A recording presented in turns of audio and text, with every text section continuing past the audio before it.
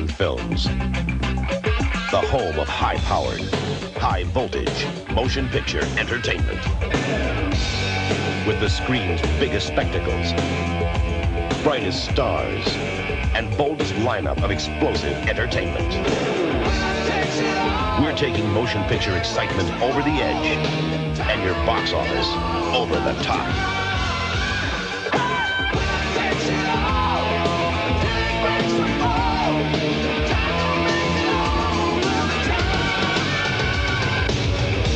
We're Canon Films, and we're dynamite.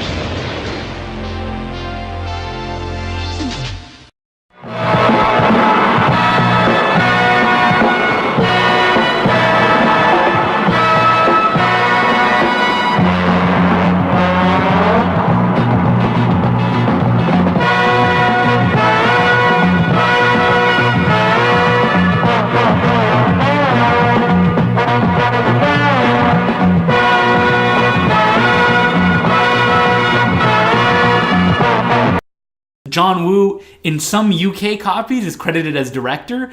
From as far as I can find, that is false. John Woo worked on the film, mostly written up as an assistant director, but that's pretty much it. I mean, it kind of feels like it's kung fu films like Hand of Death, Young Dragons, Last Hurrah for Chivalry, but as far as I can tell, it was actually directed by a guy who was a producer named Jimmy Pasquale. Pasquale sounding like a weird French name, who really directed this film and directed a few unnotable ones and then kind of like disappeared into oblivion. Should mention is it's not just that, you know, Jackie Chan is in this for a minute and John Woo like helped direct it. It's also the action choreography. Yeah, it was done by the Yuen brothers. Yuen Woo-Ping, most famous for like The Matrix and Crouching Tiger, Hidden Dragon. His brother Yuen Woo, famous for Charlie's Angels 1 and 2.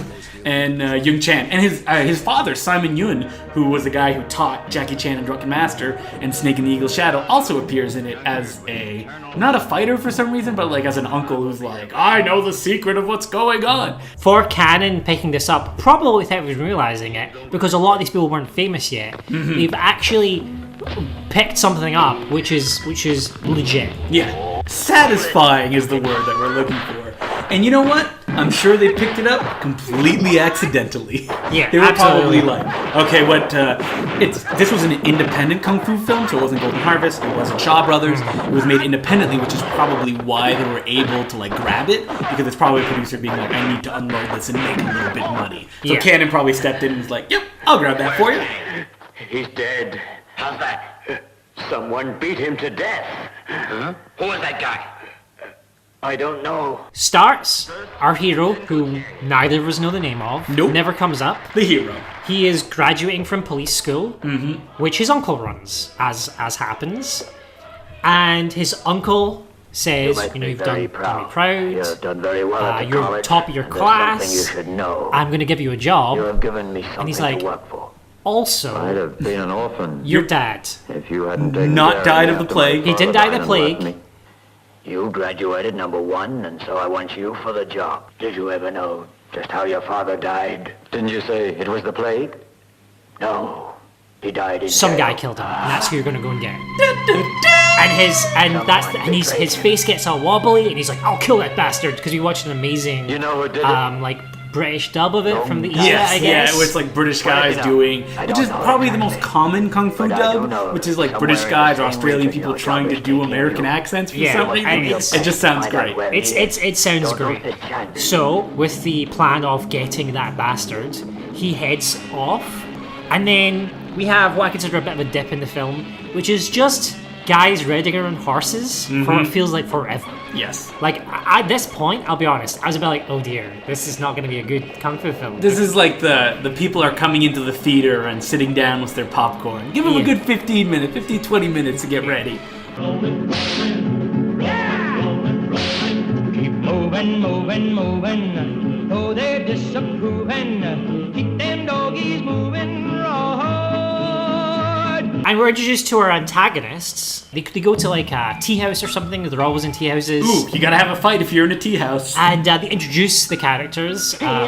One is called Tiger Wang, and I forget what he does. He's not that important. He does not turn into a tiger. This one character, Pigtail, and the character says, no one can mistake the pigtail, which I thought was kind of a weird name, but it's important because he has a very long pigtail. I didn't really notice it at the time. I thought they were just like pigtail. Like, but once you meet him, you'll never forget it. Yeah. Well, I mean, to go through the whole baddies, there's like... What? Chopper, it's you! Hey, guess who else is here? Huh?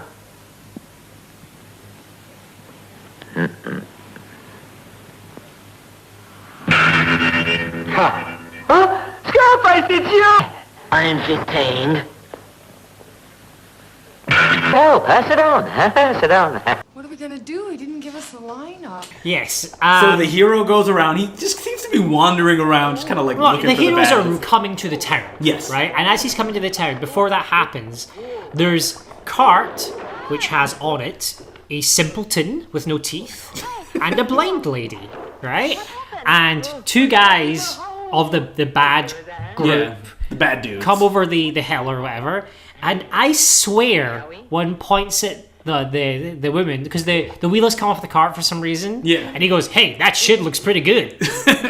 I wouldn't be surprised. There's a and also because the first things our baddies do, of course, is assault the lady. Yeah. Like, and I was like, oh my god, how many of these did every film in the 1970s, or just every film picked up by canon, have to have one assault? There's a very comedic scene though where they toss her over a cliff and she rolls for like 30 seconds. She's like, ah! I mean, it is compared to other films that we have watched, it's fairly tame. Yeah, which are like grim. This is like in your classic, no, don't beating against the chest type of thing. Which is, again, you're like, I mean, it's just that we're so worn down by it. I don't think I'd even notice it in general when watching a kung fu film. It's just that with canon by this point, I'm sick of seeing it happen. Yeah.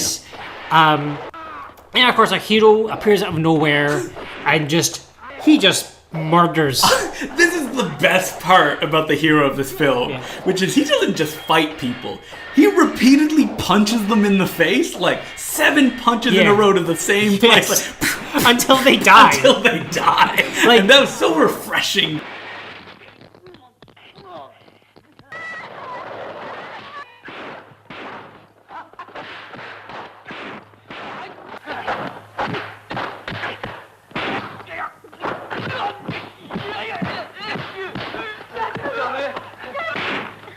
You're not trying to draw a psycho pigeon. You really are crazy. Our blind lady is like, oh, my hero, and she has horrifyingly blind eyes. Oh, like, yeah. They went to the contact store. Oh, yeah. And they're like, give me the worst that you have. Yeah, and those contacts of that era were apparently incredibly painful. You couldn't wear them for like probably more than like 20 minutes. Because your eyes can't breathe because they're made of glass. Yeah, she's wearing big, horrible, gross, like a cataract style. Yeah. And she's like, oh, please, who are you? And he's like, that's not important. And then she's like, well, at least let me touch your face. And so, which is always actually the most stereotypical thing about blind people in anything. It's like, they're like, well, can I touch your face? They're just all fetishistic for like touching people's faces. Well, how do they know how they're supposed to know what you look like, Matthew? You will be blinded tomorrow and you'll have to learn this I don't lesson. care what people look like now, and I can see it. Right? Yeah. And also, if some bird was like, can I touch your face? Yeah. I'd be like, it's Matthew, my name's Matthew. See ya. Like, that's it. Like, I just tell my name rather than have somebody's grimy hands all over my face. Wow, you are not being very PC right now. Well, it's not PC about that. It's not people touching me. Doesn't matter what race or creed they are. Like, doesn't matter who you are. Just don't touch me. We're stopping the Matthew Kumar hate hour. This card fixed. He goes for dinner with them. I mean, there's some stuff with the baddies. Oh man, thank God that it didn't end Wicked Die Slow style. Yeah. Where he's like, thank you for saving us. I can't offer you anything but my daughter. Yeah, I thought that as well. The simpleton guy. If you're like, well, you should have sex with her now. And I was like, please don't let that happen. There is a sex scene in this movie. It's kind of funny. Well, I'll get to that in a minute. But basically, goes for dinner with the family. It's not really that important. It's one of those filler scenes. Yeah. But again, at this point, I've already seen a fairly enjoyable bit of fighting. So I was like, I'm in at this point, you know, like unless. But as is traditional for kung fu films, the middle it just kind of dawdles along for a while, right? So our hero has dinner. With the family. We meet Ponytail in an unrelated scene, not related to the... unrelated scene. He talks to the blind girl, and he's like, I don't remember exactly what he says, but basically what he says to her is, you know, you could go to a doctor about those eyes. And she's Why like, in Hong Kong films that seems to be like like in The Killer, the John Woo film, it's the same thing where it's like, I'll get you an eye operation. Yeah. It's like it doesn't work that easy. yeah, that's the thing. That's like, don't get her hopes up, mate. I mean, like have you looked at her eyes? She is seriously blind, right? I mean, like to be like, I'll take you to the city, get you a doctor, it'll be fine. Like, I mean, maybe the eye doctors are really good in China. We just don't know about this. Yeah. But I feel like it's getting their hopes up. If you go to the city, find a foreign doctor, maybe you'll see again. Really? It's the only chance. Sure. But where do I find the money? Well, I'd like to think that I have an eye for details. Anyway, so there's sex scene happens. I don't even remember who's in the sex scene, why the sex scene happens, but it's funny because the woman is lying there and it's like, she's like, I'm going to take my clothes off without using your hands. And then the dubbing is like, but how am I supposed to do that? It's like so whiny. And she's like, oh, you're so silly. Do it with your teeth. And he's like, oh, I get it. Like, he was just so whiny. Like, I'll never get these clothes off. Yeah. You use your mouth. Hmm? Well, right? Do you like that? Yeah, that's great. Yeah.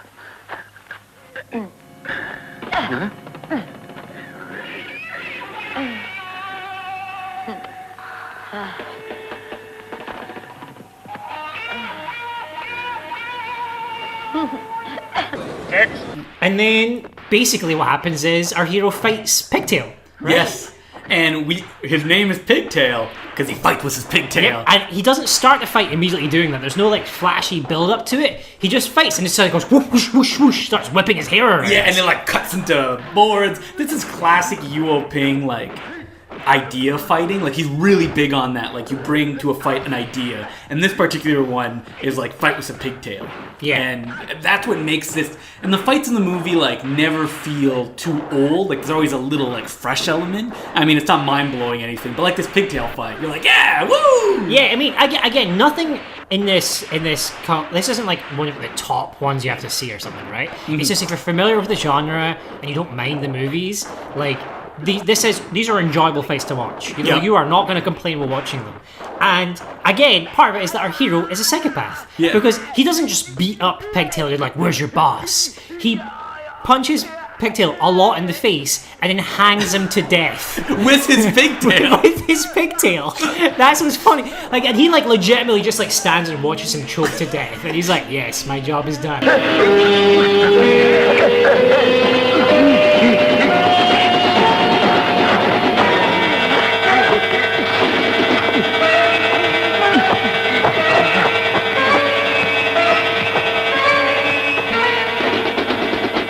On the edge, sir. I'm telling you, he may be psychotic.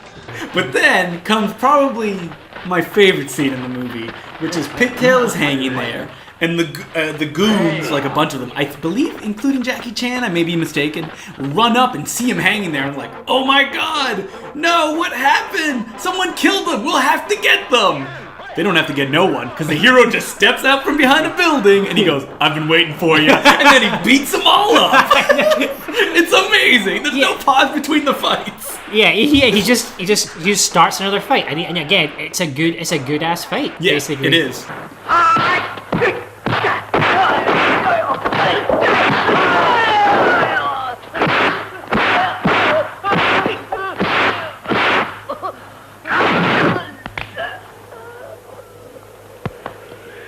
You're making a mistake by keeping him in the field, okay? The man is suicidal. And if I'm not mistaken, it then cuts to the bad guys in the palace. What are they doing there? They're just kind of hanging out, the baddies. Oh no, and you see like Whipman and Knife Guy kind of show off. I think they introduced Whip Guy and Knife Guy because they're like, okay, we've established our hero is shit hot. Yeah. He is. This is one of those also magical kung fu films. There's no training montage. Yeah. He's just badass. He's just great. Yeah, he's just great. He learns nothing in this movie. What's wrong? White Eye, Tiger Wang, and Playboy, all of them killed by that young kid. What? Where's he now? He's out front, fighting like mad with our men. I'll go. No. Like this. Hide yourselves. Wait for my sign. Then use your knives. Right. But then we get the one thing is at this point you're like, okay, well he wants to kill the guy who killed his dad, but he doesn't have a huge amount of motivation. So what's the classic motivation going to be? Of course, they have to kidnap his blind girlfriend. His blind girl. Yeah, a bunch of bad dudes do. But what I thought was weird about the sequence of the kidnapping is, well, for some reason she's just out in the woods dodgering about blind. Yeah. But the Godfather music is playing. Is it? Yeah, it's the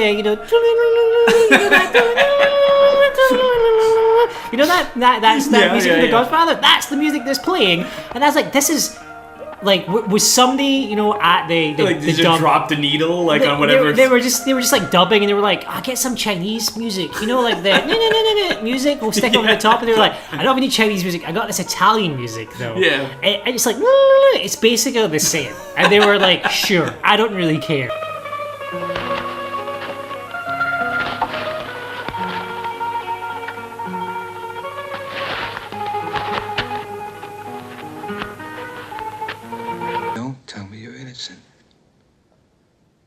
Because it insults my intelligence. Yeah, and she gets kidnapped, bundled off.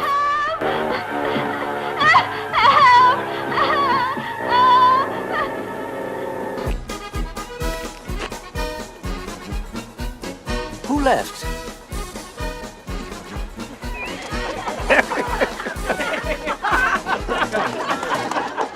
And our hero, I guess, has to save her. Save her. He just goes right away because you see the guy in his house or whatever, and someone comes up to him and he's beating up everyone at the front of the house. Actually, you know what? We have the order of this slightly wrong. Because he has to go and see the guy who killed his dad before the kidnapping happens. Yeah, so that's what happened. He starts beating up all those guys, and then he just goes to the guy's house. Yeah, that's what it is.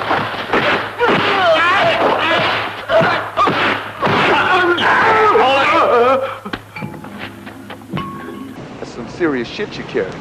He goes there, and then he said, basically, another classic, he doesn't feel it out. He basically goes, hey, do you remember my dad? You fucking killed that guy. Yeah, and then the bad guy looks, and he goes, it's like, Sun Tzu, Sun Tzu, Sun Tzu, as the camera zooms up to his face. It's like, Then you get a long flashback of how the baddie used to work for the guy's dad and betrayed him. Sure, what is it?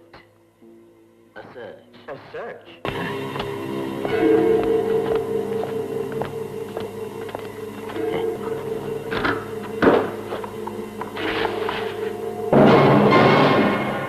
Boss, selling drug is serious. It's hard to fix. What's more, you see, you are completely broke. In fact, you owe over $4,000. Then it comes out of the flashback, and all I could think of was was he standing there all that time having that flashback?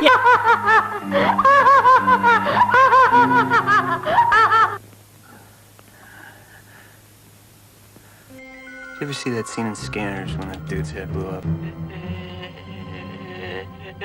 It's a long flashback, and it's one of those good flashbacks where the person who's having the flashbacks remembering stuff he wasn't there. So basically the point is that he didn't so much kill the guy's dad as he consigned him to prison where he would die. Yes. By doing, because he's at one point he's selling drugs is serious because he's framed the other guy for selling drugs. No! And then during the flashback that he is remembering, he remembers the guy's wife going insane. Yeah, seeing soup and being like, ah, soup, and pushing it off, and that was a symbol that she went mental, I guess, from her husband being, put in jail.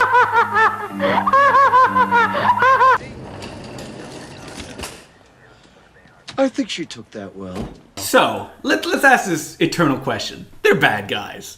But at the rate and violence that this guy's killing, everyone, is it really deserved? Because the guy didn't kill his father. And he didn't kill his mother either. Yeah, I mean, it's definitely one where they didn't put a lot of effort into the whole, making you feel like, oh, this is righteous anger. Yeah. Because that's even at this point, going back on ourselves, they've kidnapped his blind girlfriend. It feels like they're just leave us alone. You've killed 18 people by this point. Just let it go. I suppose we have to register you as a lethal weapon. So our hero, literally just runs up a mountain. He isn't like. Wait, no, you skipped some parts. Because he just beats up a bunch of guys. He runs into a field. It's one of those things where the hero will meet some people and then they'll run somewhere else to have a fight. Because there's that scene where they all grab bamboo poles. This is a very specific scene and they start to fight him with bamboo poles. Then he takes them and stabs them into people. That's true. And then strangles two of them with one bamboo pole by just pushing down on them. Yeah, and he stands on two of them as well. He does a lot of killing. Then he runs up a mountain. Yeah, and then because he goes back to the guy's house, and they're like, "Oh, he's gone. He left. Yeah. I think he went that way." You okay? Never mind. Quick. Oh, really? Is she okay? Long Sanye? Tell me, what happened to May? Gone. They're gone. Where'd they go? To the mountain.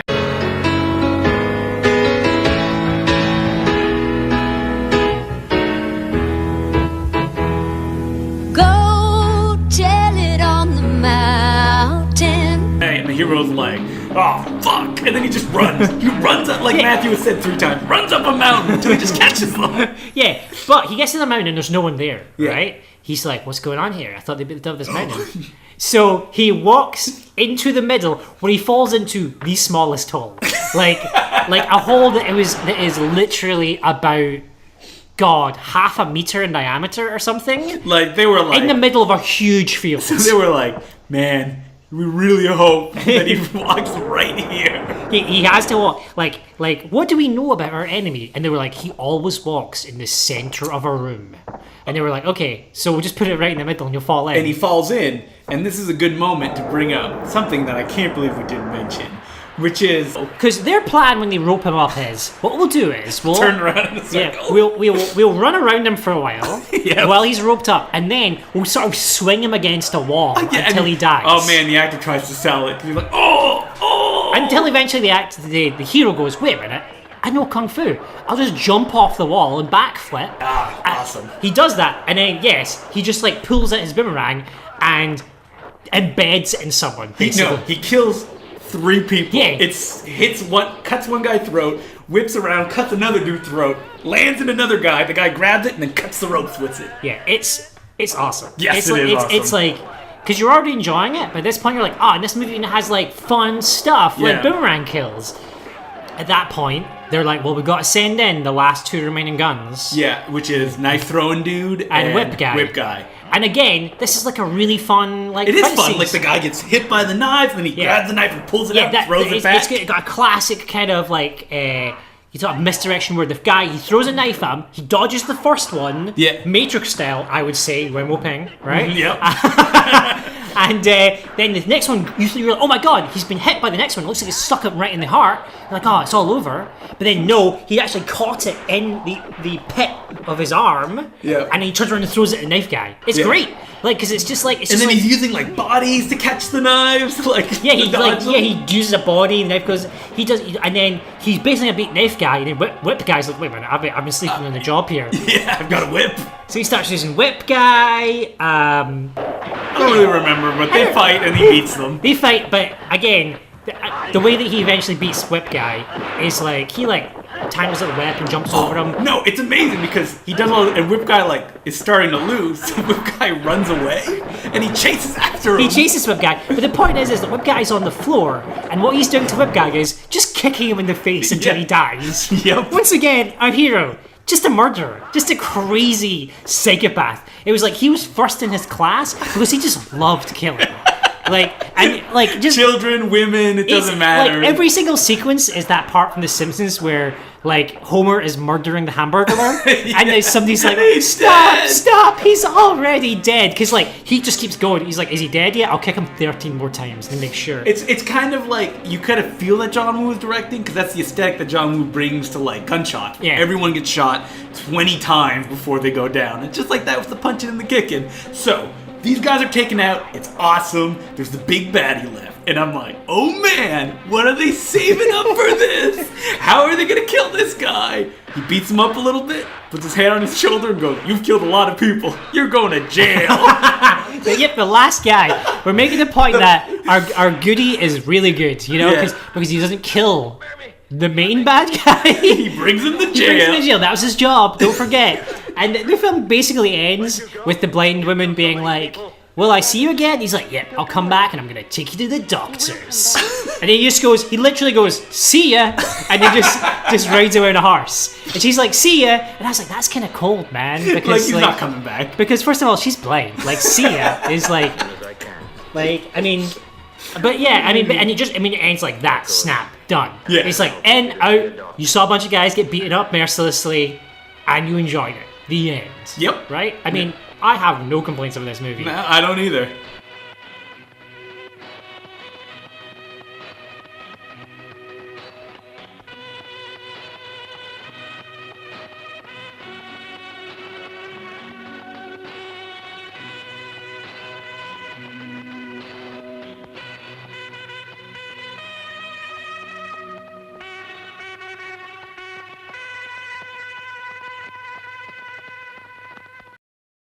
Which brings the question, canon? Well, this is an interesting question because we really liked it. Yes. But is it like a canon movie? I mean, like, it's the first, like... Can we just put it in as, like, the most fun that we've had up to date? You know what? Fuck it. Yeah. It was good. Like, it's and we can totally justify it and that they would go on to do... Ninja films and all this other stuff. Yeah. And more Kung Fu films. So it's... And... But again, we talk about canon. It's like when you pick this movie, like I don't think they saw it and they thought this is really fun. We should put it. No, they said there's a kung fu film. I'm sure they got it in like a double deal with the one that they released after this one, which is the Thunder Kick. Yeah, it goes by another million titles also, and we're gonna watch that one afterwards, and we'll see what the podcast for that one will be. Hopefully, we hate it so we can just rip into it, and it's not another like that was awesome. I think that. Kung Fu movies are kind of interesting within the canon context anyway because they are classic type of stuff that was picked up by distributors, used and abused. I mean, like, for a good example, this movie, right, that we are talking about now, which was known as, you know, all these different names, we didn't even mention the fact it's also known as Dragons of Death. Yes. And the cover that is on IMDb notably has Bruce Lee and Jackie Chan on it, and it says, you will see them fight in this movie. And that is the blatantest, the biggest lie ever. Yeah. Like, and that's like, if we get down to it, that's like classic canon. Like, even though that's not classic. Canon That's also classic. Just like all these Asian people look alike, you won't be able to tell the difference. Like, yeah, I can't. You know, that's what a lot. This makes me sound like I'm a moron, but that's the first time I really thought about that. That's actually why they kept saying Bruce Lee was on those movies, right? Because they were just like, well, they'll probably think it's Bruce Lee, because who's going to notice? Because obviously, I can tell Bruce Lee apart from other people. But I guess they thought people in the 70s couldn't, and for all we know, they actually couldn't. Wow. You're not giving them much... No. After all the movies we've watched from canon films so far, that I accept that people are really dumb, I kind of maybe think that's true. But... although we are recommending this movie for people who, I would recommend this for people who already enjoy Kung Fu movies. Yes. It's not a good entryway to the style, but if you like this sort of thing, you will not dislike this. Nope, you'll be like, there was lots of fights, it was satisfying, it was brutal. It's not violent, like there's not blood. There's no blood. It's just enjoyably crunchy, you know, that you feel the hits. Yeah. I think we should do some other recommendations. Of Kung Fu films? Oh, just of films. This is what we do every podcast. I want to jump in because we were talking about sex comedies, and I was like, I don't really know sex comedies, and I forgot one that I really liked, and it may sound ridiculous because it's one that you will find in a bargain bin for $5, which is The Girl Next Door, starring Alicia Cuthbert and Emil Hirsch. Emil Hirsch is in that? He's the boy in it? He's the boy in it. Wow. Speed Racer himself. Also Paul Dano. Okay, so just this is in reference to our previous episode. Which was All Pair Girls, which was a British sex comedy, which we, it was okay. It was fine. Yeah. But, like, as far as sex comedy goes, and especially modern ones, that one's really good. Timothy Olyphant plays the bad guy.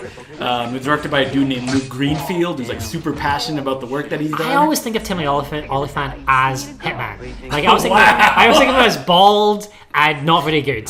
So when you say he's in a sex comedy, I just imagine Hitman in this sex comedy. It's actually the first place I saw him in a movie, I think, that I could recognize. And then he really pops in the film. He plays like a skeezy, like the porn manager of Cuthbert. So yeah, definitely recommend. I have my pick. Yes. Mismatched Couples. Oh, yes. Me and Matthew watched that very recently. Donnie Yen, Yuen Woo-Ping. Yeah, Donnie Yen. Not really a kung fu film. Not really a kung fu film, but it is a breakdancing comedy with a young Donnie Yen. Yes. And it's not amazing. It's plotless. There's no plot in this movie. But if you want to see a movie where basically Donnie Yen just can't stop breakdancing, he gets up in the morning and like the first thing he does is rip off his tearaway pants. Like he went to sleep in those, and he like uses mad kung fu kicks to like put on his like amazing Reeboks, and then when he goes to like do tennis, he like does a bunch of like kung fu tennis on like a bicycle. Like it's crazy, and it just. The main problem with it is it doesn't really have a climax. It kind of climaxes early with a big mad breakdancing dance-off. Yeah. And a lot of it is kind of deadened by Yuen Woo-Ping, who is in it. Yes. Playing like who has one amazing scene where he's trying to hide and like eats tacks. And... yeah. There's a lot of slapstick. But it's like such a fantastic. I mean, obviously when people think of canon, they think of the breakdancing movies, Boogaloo, and all that. Oh wow, this is a deep cut. Yeah, this is a deep cut. But if you're looking for other examples of that genre, I guess you cannot go wrong with Mismatched Couples, which I also think has a brilliant, not soundtrack, but the main song for Mismatched Couples. So good. Is really great, really fun. I hope you like it because it plays like 1,000 times, and I love it.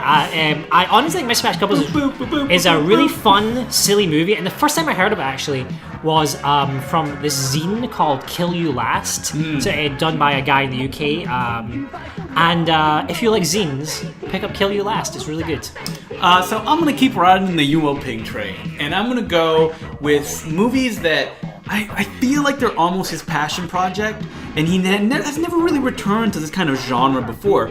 And it's a series of films he made with the Yuen clan, his brothers, and I don't know if his father was around at the time, which include films like Miracle Fighters, Drunken Wu-Tang, and they have other titles. It's like the Kung Fu thing, they're misnamed a bunch. And they're these fucking insane movies. You will never see a more insane Kung Fu film. Where basically anything can happen. Like, they can fight a giant watermelon monster, they can fight a giant, like, stick man, snakes can appear out of nowhere, people's heads get ripped off. I've shown some trailers, a bunch of Laser Blast Film Society, and they're just these insane, like, if you like fantasy kind of based kung fu films, and they're still really physical, like you're like, whoa, what are they doing? You have to see these movies. They must have taken a bunch of LSD and just, over 5 years they made a bunch of movies where it's just, you watch them and you're like, how did they do this? That's how crazy these movies are.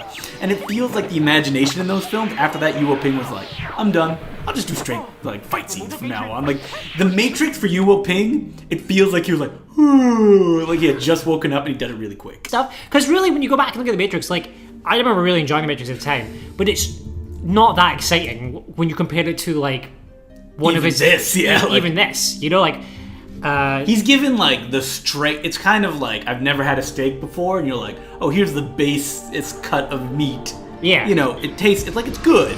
Yeah, but like people were like, oh, it's amazing. Well, Yuen Woo-Ping, I wonder what he was like when people were like raving about his work, and he's just like, yeah, it's okay, I guess. Like it feels like one of his like journeyman jobs, like The Matrix, like.